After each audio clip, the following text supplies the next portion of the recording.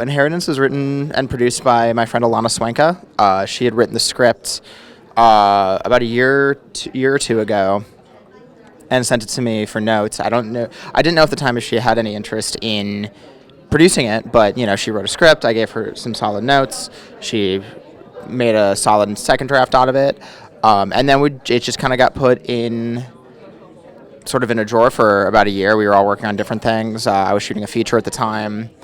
She was really focusing on her acting career, and it kind of was this thing where we didn't really have anything coming up, and we were at a film festival and we were talking about the film, and I was like, hey, you should definitely consider making that. And I'm typically a cinematographer and editor, so I was just sort of offering my services as one of those. But then she asked me to direct the film, which was initially a bit of a shock because I've only ever directed my own material.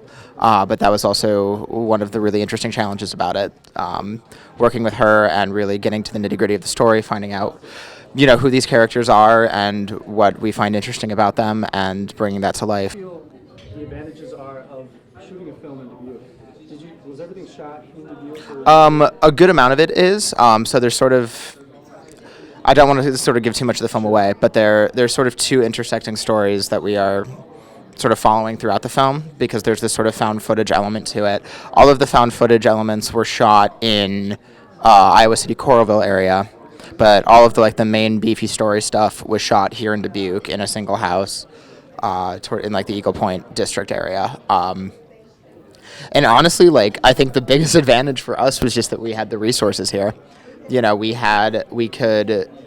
had places for our crew to sleep. We didn't have to run hotels for everybody. We shot the movie at one of our actors' grandmother's house, and she had all these extra rooms, so that's where just most of the cast and crew would stay.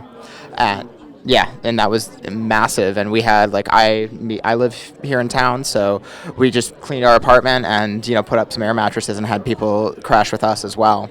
And we shot the film over the course of 2 weekends, but not having to spend that extra money on lodging or anything like that, and not being able to shoot at the location where people are also sleeping, it's advantageous because we can wrap at the end of a 12-hour day, and then they can just go to bed.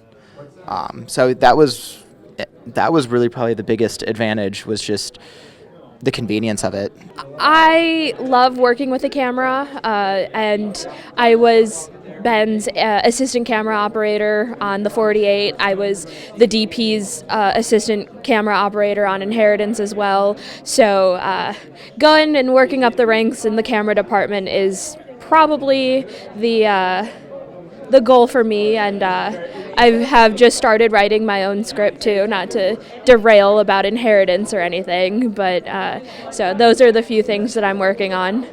Typically, you think of day for night, where you shoot night to make it look like you shoot during the day and then color grade it to look like night. We had the opposite problem. We had to shoot this scene, but the sun was going down, and this scene was immediately followed by another scene that we already shot that takes place during the day. So we had to light the entire house, just lights and windows, to make it look as much as possible like it was daylight out. And because of the way we shot it and the way we chose to shoot it, it was not easy because you could see most of the house behind them. So it was a lot of we used every single light we had on hand to make it work. Any way you try to rebuild the sun. Yeah. No, that was probably the longest lighting setup we did. Sorry, I didn't mean to completely just take the microphone away from you. But did you want to go into that scene a bit more? Or? Yeah, the favorite. What's the most memorable part of it?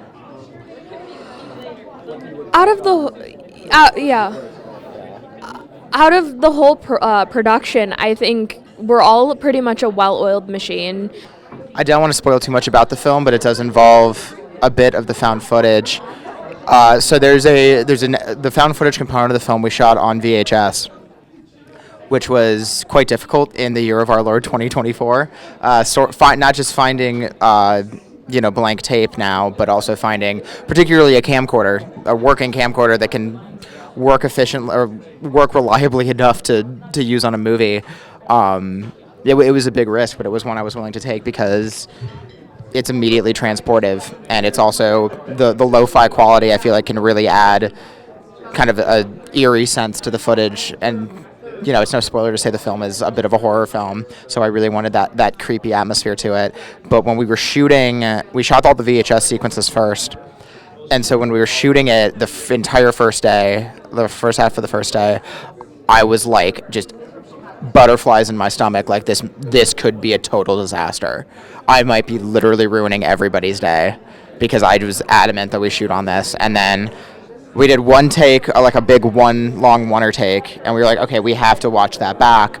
And the only way you can do that on this camera, because it's that old, we had to take it out of the camcorder, put it into a VCR, and literally rewind it to watch playback. And it was me, Alana, the actor Maddie, our AD Emil, and Alana's husband Ryan.